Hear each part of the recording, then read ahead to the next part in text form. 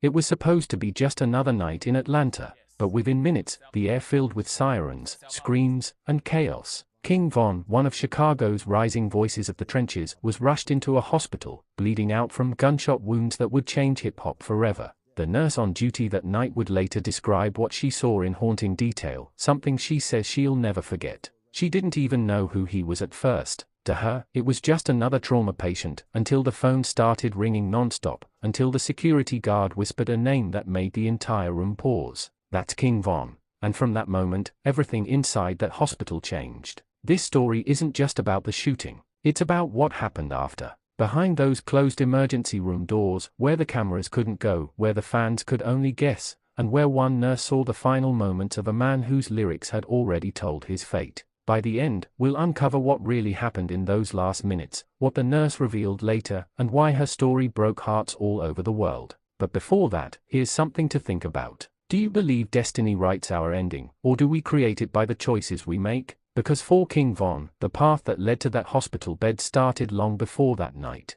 When the ambulance doors burst open, time froze. Two paramedics jumped out, one shouting for help, the other holding pressure on Von's chest. His breathing was shallow, pulse weak, blood soaking through the gauze faster than they could replace it. Gunshot wound, multiple entries, unknown number of hits, they yelled as they pushed through the emergency bay. The nurse, who later came forward anonymously, said the look in Von's eyes wasn't fear. It was confusion, like his mind hadn't caught up to what had just happened. Inside the trauma room, it was chaos. Doctors barking orders, monitors beeping in violent rhythm, blood pressure dropping, oxygen dipping. The nurse held his hand, trying to keep him conscious. "Stay with me, baby," she whispered, words she'd said 100 times before, but this time, something felt different. There was an energy around him, she said. Heavy, sad, like everyone in that room could feel it, even if they didn't yet know who he was. Within minutes, police officers arrived, asking questions no one had time to answer. How many shooters?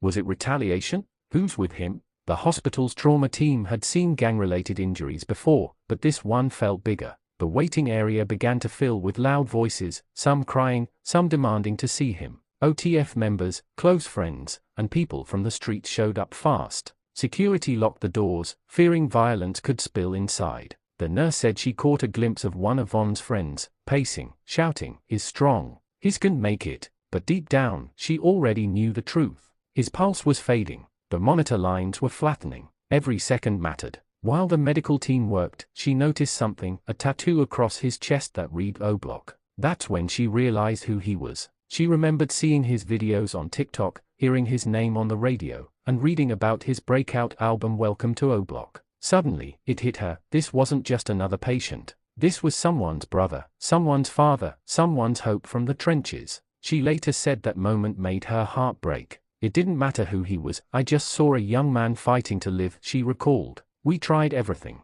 The doctors cut through his clothes, inserted 4 lines, and called for emergency blood transfusions. His heartbeat flickered, back, then gone, then back again. Every revival gave a glimmer of hope, only to fade seconds later. And in those flashes between life and death, the nurse swore she heard him mumble something under his breath. She leaned close, trying to catch the words. She never repeated them publicly, only saying, "He said something that sounded like he knew." Outside, chaos turned into panic. Word spread like wildfire that King Von had been shot. Fans started flooding social media with prayers, disbelief, and speculation. Some said he was fine, others said he was gone. Reporters camped outside, police tightened security, and the hospital turned into the eye of a storm no one was ready for. Back inside, the nurse kept doing her job, compress irons, oxygen, adrenaline. Every sound around her blurred except for the beeping of the heart monitor. She said time lost meaning. It felt like an hour, but it could have been 10 minutes, she said. We were just trying to pull him back.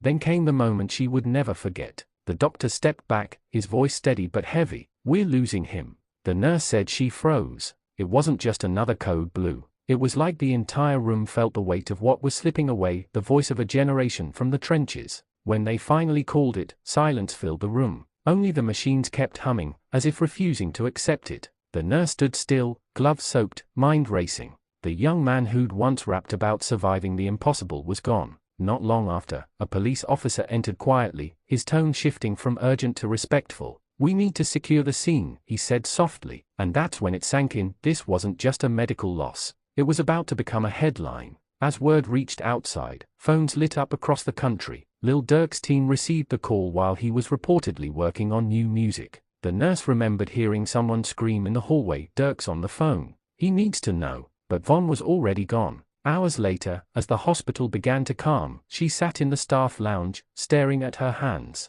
"I've seen hundreds of trauma cases," she said, "but something about him stuck with me." She didn't know the full story yet, the fight, the shots, the rumors. All she knew was that a 26-year-old man who had the world in front of him was now a name on a report. Outside, fans started gathering, lighting candles, chanting his name. News cameras arrived, social media went into overdrive, and within hours, the world was divided between those who believed it was a setup and those who said it was karma. But inside that hospital, the nurse said, all she saw was pain. Real, human pain. She went home that morning, still in her scrubs, blood still on her shoes. She didn't sleep. Instead, she sat on her couch, scrolling through the internet, watching the news play the same clip of flashing police lights and people running. It didn't feel real, she said. I had just seen him breathe his last breath, and now the world was finding out. Days later, she couldn't shake it off. That's when she decided to talk, not for fame, not for clout, but because she felt people deserved to know the truth.